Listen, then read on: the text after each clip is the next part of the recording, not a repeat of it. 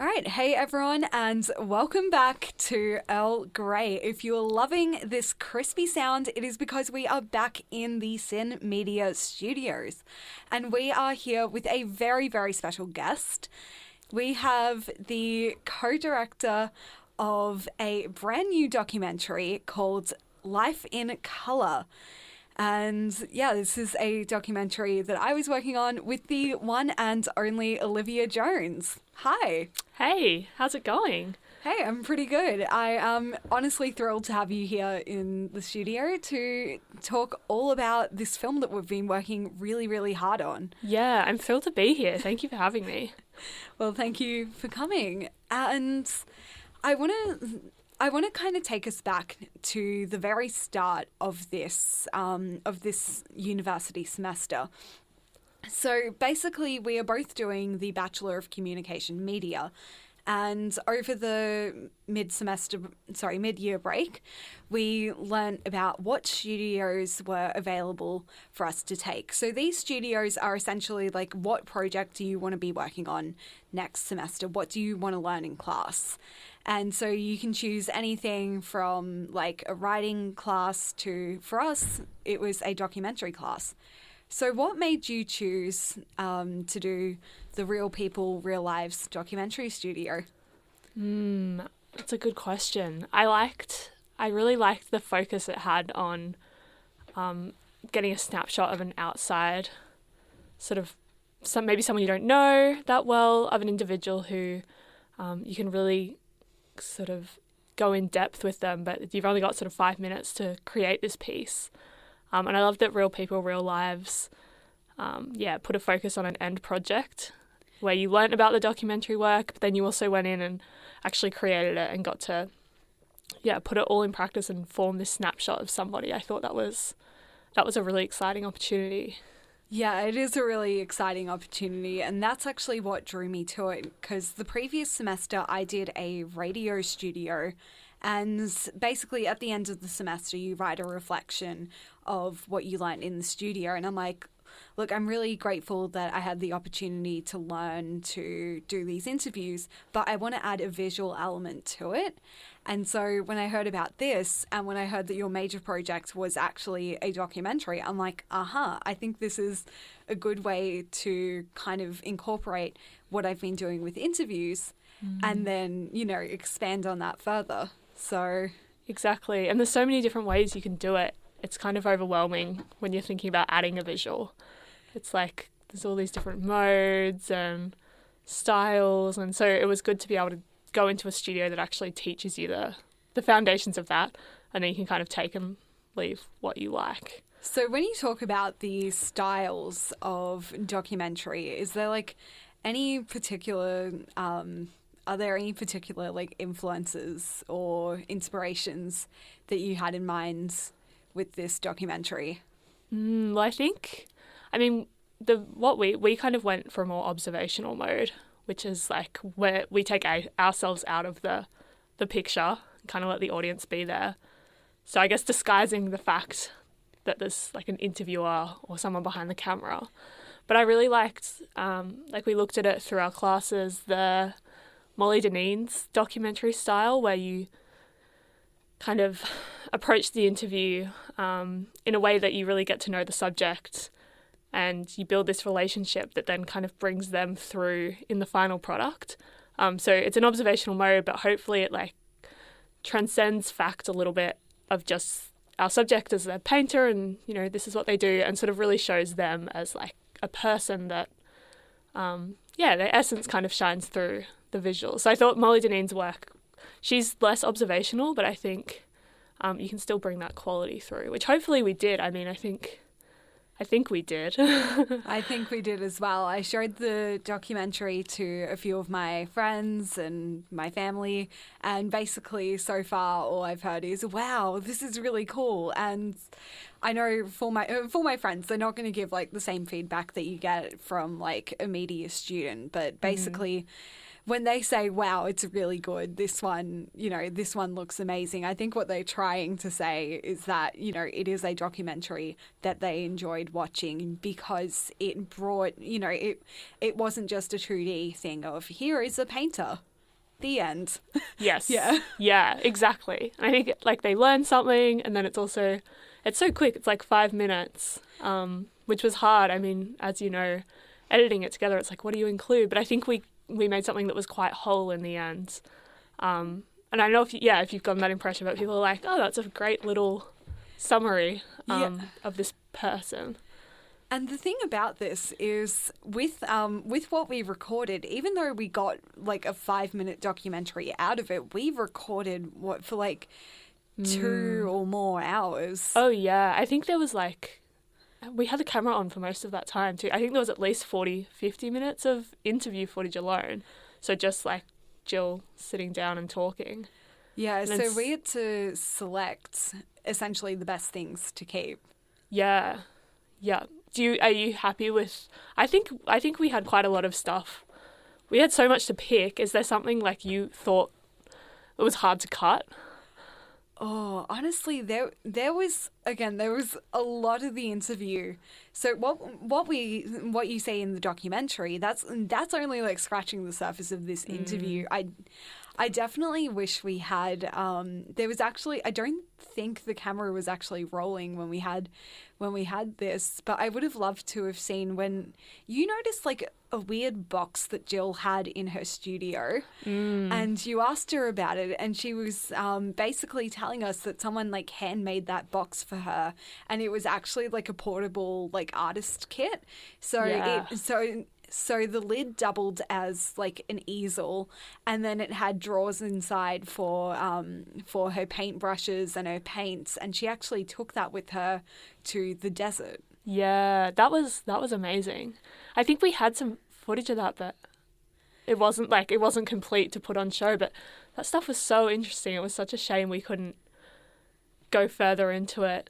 I think we would if we had, half an hour or a feature length, but she had such amazing stories. And even with the desert, she mentioned she'd worked on Australian films and set design and travelled so much in doing actual residencies. Yeah, and she learned from the masters, essentially, of what do you call it, like her style of painting in Europe.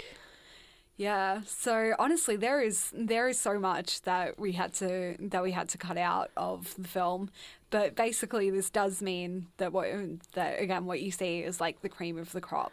Yeah, that's true. It's the best of the best. There's no room for. It's very tight. There's no room for extra fluff.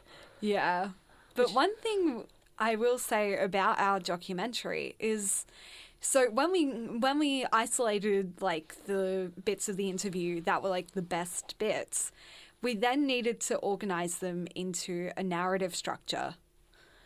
And so to help us through that, I'm going to introduce one more person into the story, who is our studio leader, or basically our teacher for this semester, Rowan Spong, who is the director of a very cool documentary called Winter at Westbeth, which is about a group of elderly creative practitioners in New York City. But basically, he helped us, like with his wisdom and many years of experience, helped us figure out, okay, you should open it with like this kind of, you should actually open it talking about. So Jill Kempson was our painter, and she works in the Nicholas building.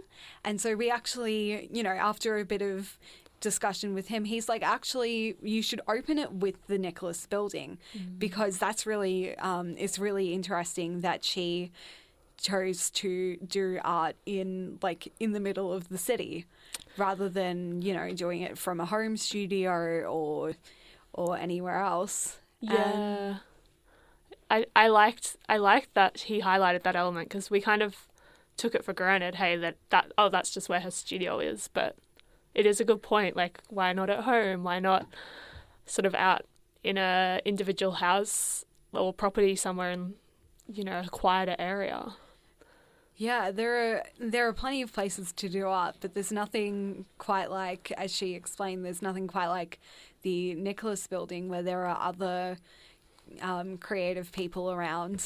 So in a way, it is kind of the Nicholas building, if you look at it, is kind of like a mini Westbeth. Yeah.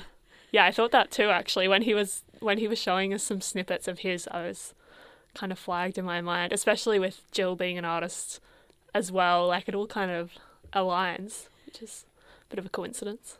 Yeah. But hey, I think that's something that he would have drawn on his experiences to guide us, which was it was really good. We we went to Jill's studio to film the documentary, but I want to kind of pull this back a little bit further and basically ask how so we could have done an interview with anyone about any topic. Why do so you were the one who came in with an idea and you're like, I want to interview a painter. So why did you choose Jill as like the subject of our documentary? Yeah, I think, I mean, when you're tasked with making a documentary but you don't have a subject, it's an interesting one because often you kind of think that a documentary film's made out of someone's pre-existing interest in something. So I kind of had to rack my brains of people I knew or, I don't know, even friends. But in the end, Jill came to mind because I actually used to work at the bottom of the Nicholas building in Cathedral Arcade at this beautiful dress store called Lumi. And Jill always used to come by and she was a regular there.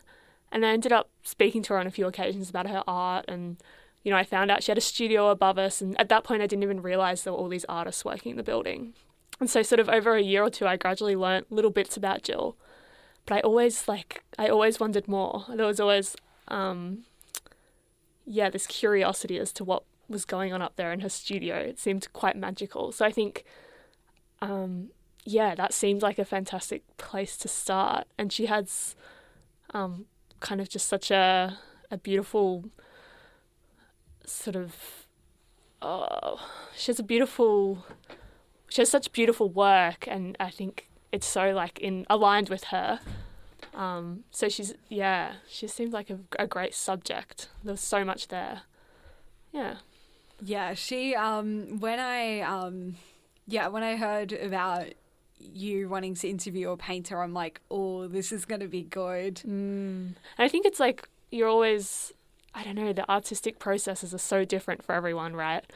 You hear about all of these different approaches, and some are wacky, some are very like refined and strict. And so I think it's such a great topic to get a little bit of insight in, because everyone has a creative bone in their body. It's just how that's expressed. Which I think I've said that like I thought of it. I actually think Jill might have said that in the interview. Something along those lines. So there you go. She's already making a mark. Yeah, that's definitely a good point, that everyone is creative in their own way. So, but yeah, it's really cool that Jill has, she's built a career on expressing herself through her paintings. She is a landscape painter, but her most recent works are about flowers. So yeah, basically she started painting them during lockdown and basically just fell in love with the idea of being able to like kind of zoom in a little bit and show, rather than like a landscape where you've got like, you know, mountains and lakes, just showing like a little, like putting the focus on a little detail. It's kind of, it's so reflective of the COVID times too, because our outlooks were so confined to a house or a room. And I mean, that's when she said she started it, was when she couldn't go out to these amazing landscapes. It's interesting, it just took on it was the same thing, just on a smaller scale. But the artworks are just as magnificent.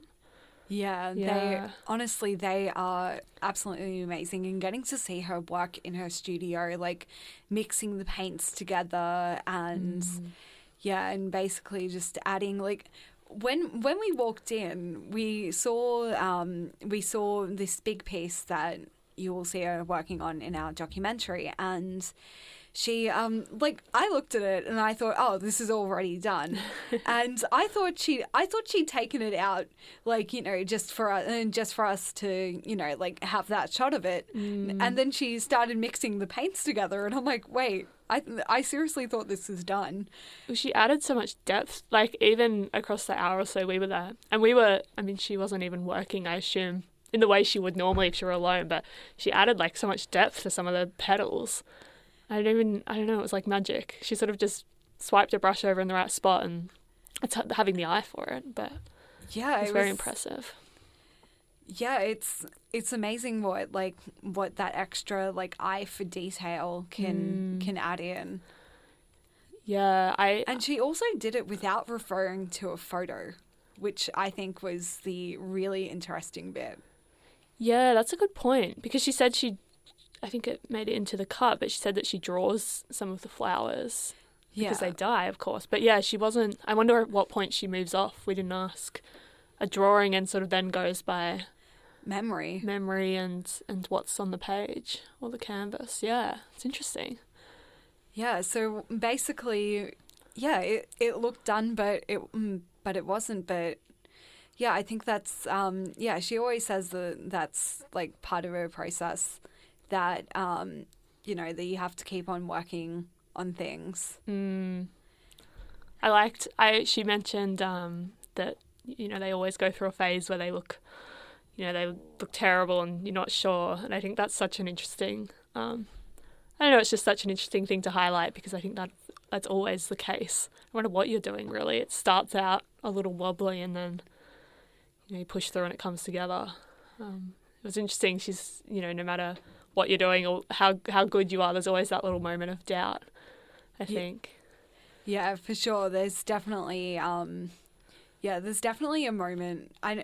If we relate this back to the start of Earl Grey, I remember sitting in this exact chair where I'm sitting now, when Laura and I put the first episode of Earl Grey on the airwaves for everyone to listen to, and I just remember, I think I had Peter Westwood, who was the first guest, lined up at that point, and I just remember sitting there thinking, oh, am I going to get any more guests? And honestly, for the whole time that it was on radio, I was able to get, guest after guest after guest. I had a really good episode, actually, on my friend's birthday, where I had 3 guests in one episode. Wow, busy.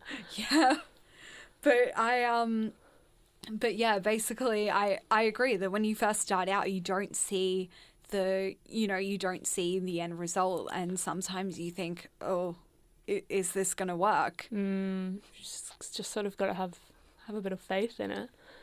I mean, even the short was with all that footage, I was like, oh God, I don't know.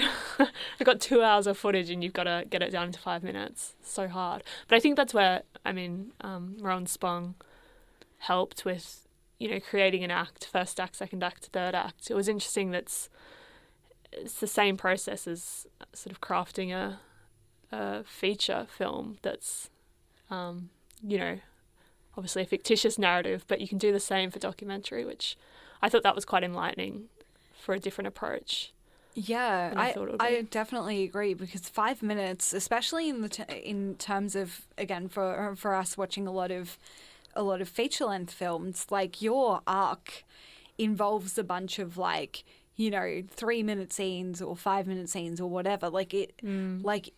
It encompasses a bunch of different scenes in just one act. So for us to be oh, you can actually have a full narrative in 5 minutes was really enlightening. Yeah, there's still a story there. And it didn't really shine through. The first time that we had the interview, it's just a bunch of questions, and it's when you start to look at the answers that you realize, oh, hang on, there is actually a story. And I think, I don't know about you, but I thought out of what we went with, we could have told upwards of, a dozen different stories with what we had. But sort of picking one and sticking with it. Yeah, we could have told the story of Jill starting.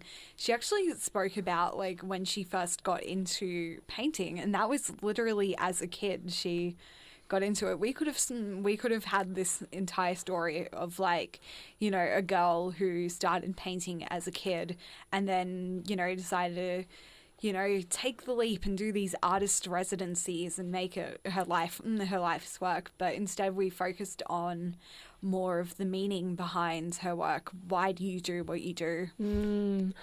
I was so sad actually that we had to cut that out because we had to cut it out. The sound quality was terrible in the building.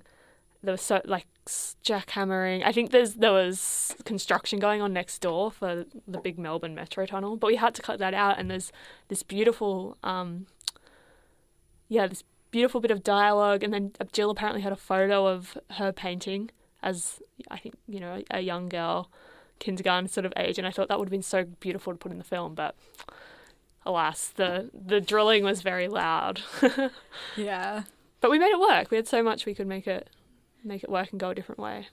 Yeah, we're very lucky that we had an interview like the one that we did with Jill to work with and develop.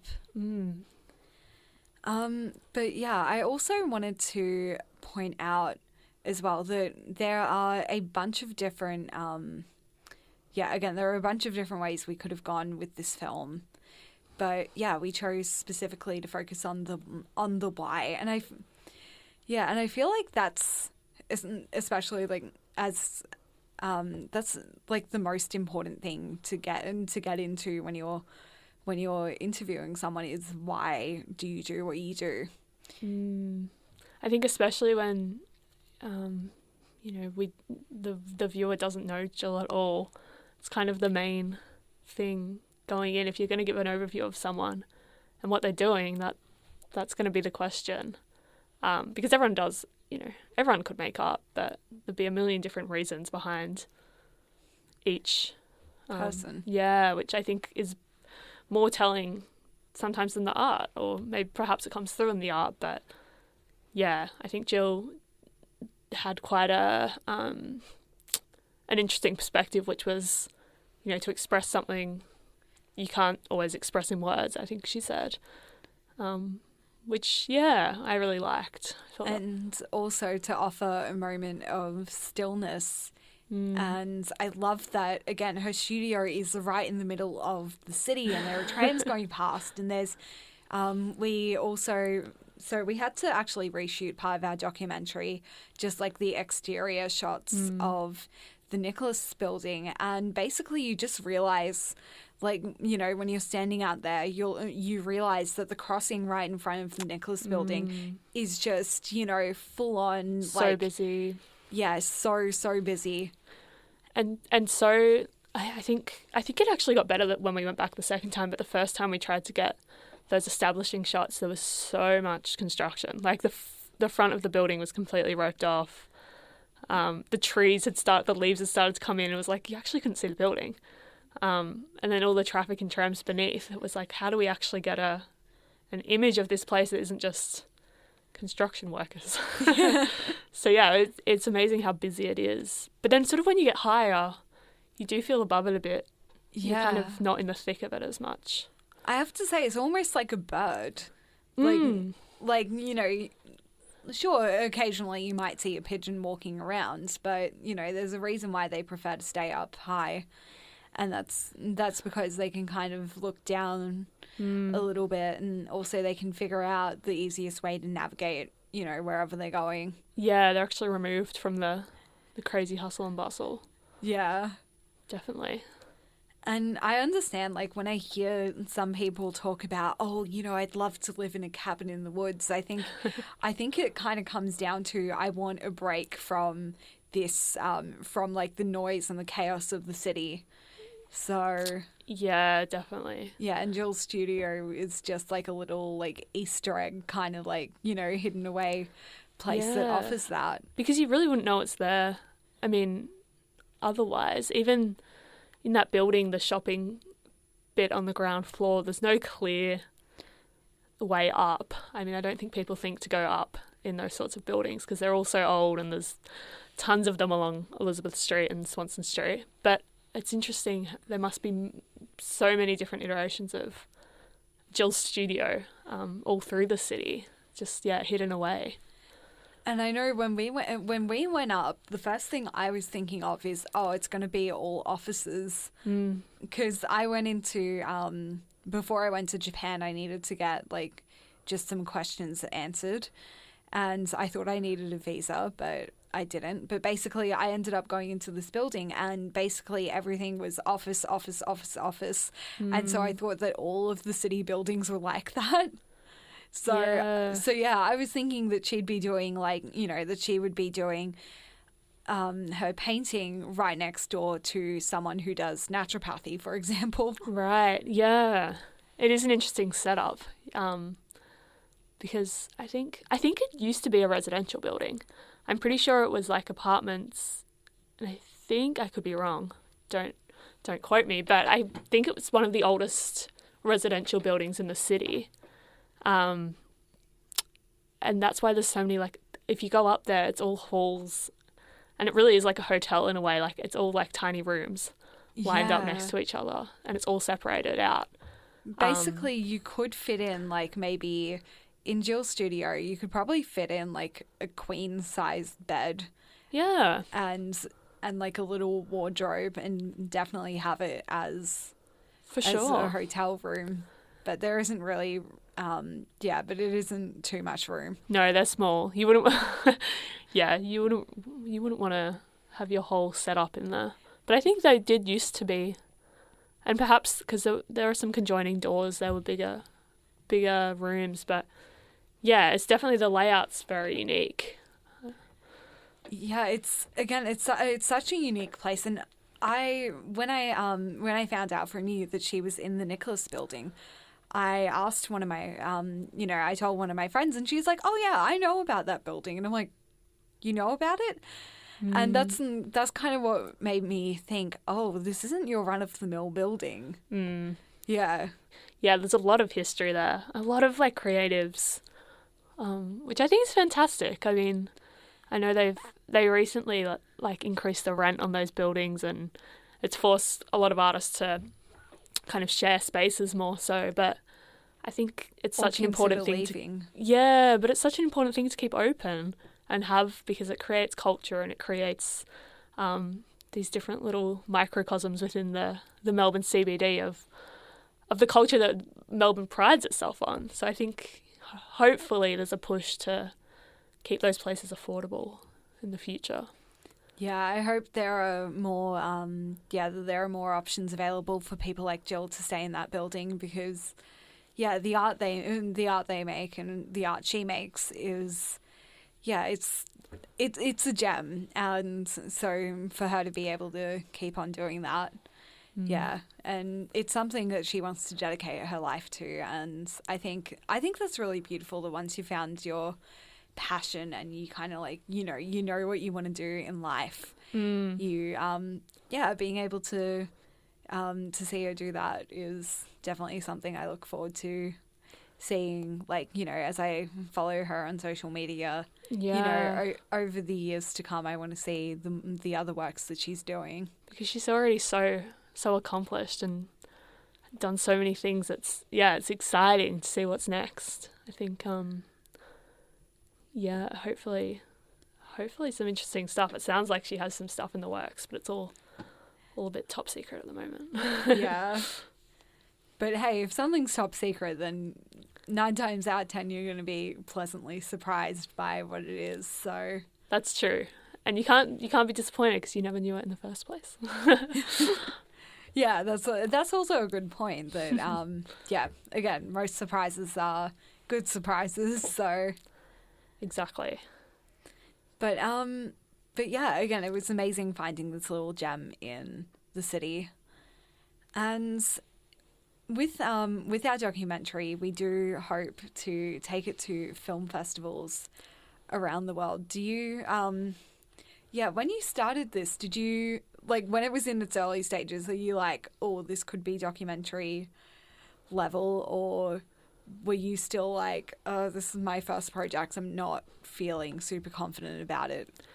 I think a bit of both. I the same as you, I think, approached it wanting to create something as, to the best of our abilities. And I think we did. So there was a little bit of hesitancy just because it's going to be a bit of a learning curve for the first time. But I think as we went, we put a lot of effort into making it something we'd be proud of and feel confident to be able to submit to different festivals around the place. So the end result, I've definitely gotten more confident in it. But yeah, time will tell. I think we've got a good end product though. I'm pretty happy with it.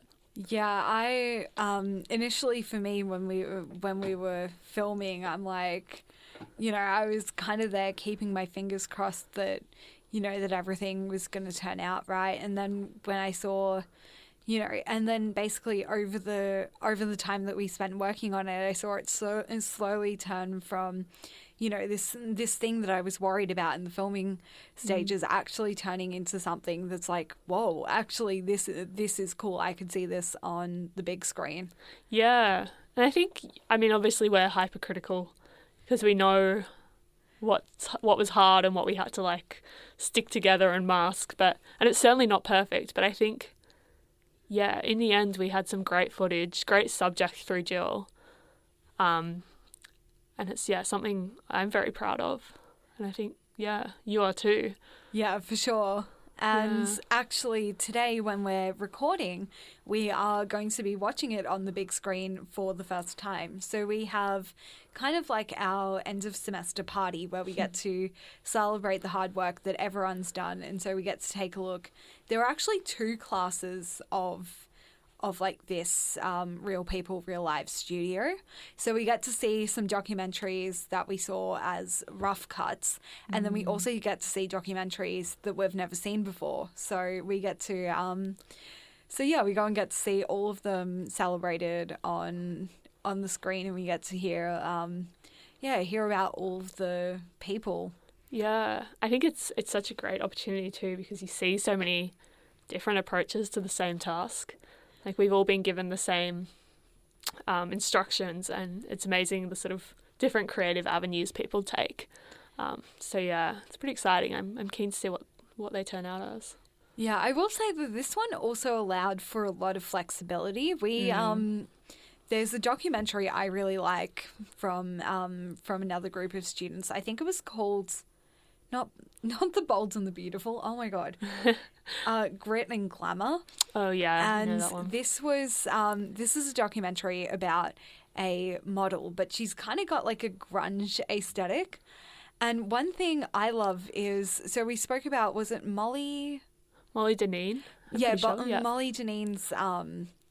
Molly Dineen's documentary. We saw one where she was interviewing Jerry Halliwell from the Spice Girls, and she basically did like kind of this handheld like camera thing where you follow your subject around, and they decided to do that as well, where they're following Belle, their model, around. And she's showing off like, oh, here's this super cool bag that she's got. And it definitely is not your regular bag. This was like, definitely like an out there design. And she cool. told us, and she told us the story that you wouldn't get in like the sit down interview, which was at the core of the documentary. So the fact that they decided to kind of peel back that curtain even further than what most of the other documentaries did, to kind of be like, she's a she's a real person, and we can have a conversation that isn't so that is in a different environment, and so we can get kind of different responses. It's more interactive. It's like, it's acknowledging that there's a documentary being recorded, but it's sort of more natural too, in a sense, as well. Yeah, it puts the guests more at ease, and it also makes you feel like you're more involved, because suddenly you've changed the setting to something that you're familiar with as as an audience member, like, you know, you pick up your phone, you record some things happening at home, or even me and my friends the other day, we were talking about our childhood, like, family home videos. And so it definitely had that, like, quality of it, of, like, you know, when you were having a home video rather than being like, oh, this is very staged. We've picked we've selected the lighting, and we've curated this entire image. Yeah, it's more, because I'm sure they did, but it's more like it's hidden in the sort of style they go for. If you were to do another documentary, would you try and adopt something like that? Like, would you do a different style, or would you go observational still, or a bit of both? Honestly, I do want to make another documentary. So, yeah, I really liked that, and I want to see how it could work. But it also depends on, first of all, when I make it, if I can get the subject that I want, like the interview subject that I want, and also, like, if we're in a very narrow space, it won't work. But if we can, I'd love to. I'd love to see that happening. Yeah, I think it's quite dependent on the style and also the subject, like what their, I don't want to say vibe, but what their vibe is, as to whether it is a little bit more stripped back and interactive, or more observational. It's definitely an interesting one, but I think if you could get the right subject, it would be really fun to experiment with. Yeah, and what would you I also want to throw that question back at you, which is, what would you do in your next documentary? I think I would definitely go for a less formal approach, just to try it. But also, I like the freedom, I think, of being able to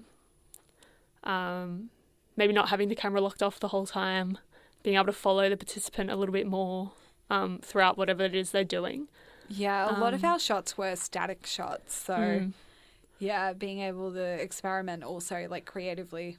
Yeah, and now sort of knowing what we know about lighting and sort of composition, I think you could apply that then to a bit of a handheld situation and experiment a little bit more. But I'm not sure. It depends. I don't know what the subject would look like. I sort of haven't had any further thoughts on that, but I think it would be really fun to try it. Yeah, I was, honestly, this is a really cool studio. And I was saying to one of my friends, like, if this class was offered again and I could do it again, I would do it again, because I really enjoyed it. Yeah, it would be fun. It'd be fun to do one a bit longer, which is hard in a semester's worth of work, but it would be good. Yeah. Now, I do want to say thank you so much for coming on, Earl Grey. It has been an absolute pleasure having you here. Of course. Thank you for having me. Thank you for being my project partner. And thank you as well for being mine. I said this to you when we like, you know, officially hit submit on this, and I'm like, thank you so much. You were the best project partner. But yes, you seriously are the best project partner I could have, you know, like, ever. No, right back at you. I think we worked really well, and we've got a good product. Yeah, and I'm really happy for you guys to all see it. So hopefully we're definitely going to send it around to a few film festivals, see where it gets in. And yeah, for any updates on that, definitely check out. So my Instagram is at Samantha_Fremont. And your Instagram is... at Olivia with 2 A's _Jones with two S's. Cool. So yeah, basically check out our Instagrams for any kind of updates about that. You can follow Jill as well, actually.